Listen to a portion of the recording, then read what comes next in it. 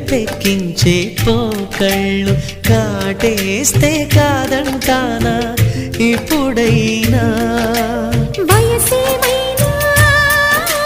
సొగసేమైనా మరపించే మనసేమైనా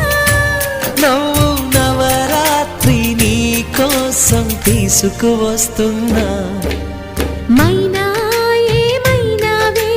మన్మథ మాసం అయినా ఎంతైనా ఇది మెత్తని మోసం తీయనైన తీరిక తీర్చమంది కోరిక నీకు తోడు